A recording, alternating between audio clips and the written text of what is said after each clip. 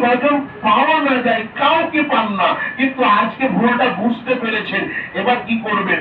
ওই ব্যক্তির টাকা হয় কোনো গরিব মিসকিনকে দিয়ে দিবেন, অথবা কোনো মসজিদ মাদ্রাসায় দান করে দিবেন।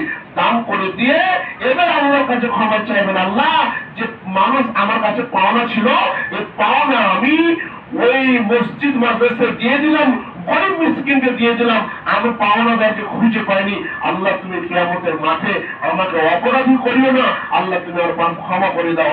এইভাবে করে মৃত্যু পর্যন্ত আল্লাহর কাছে ক্ষমা চাইতে হবে।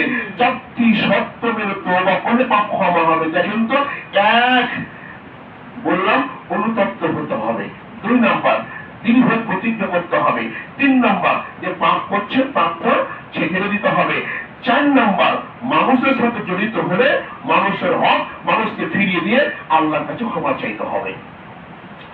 আরেক কিছু পয়েন্ট বলে শেষ করি।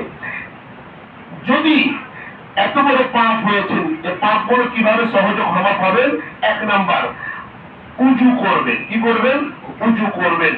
একটা হাদিস বলি, রাসূল সাল্লাল্লাহু আলাইহি ওয়াসাল্লাম বলেন, মান তাওয়াজ্জাআ ফাআহসানা আল-উজুওয়া, যে ব্যক্তি সুন্দর করে উজু সম্পাদন করবে, খরাজাত খাতায়াহু মিন জাসাদিহি, তার শরীর থেকে পাপগুলো বের হয়ে যাবে, হাত্তা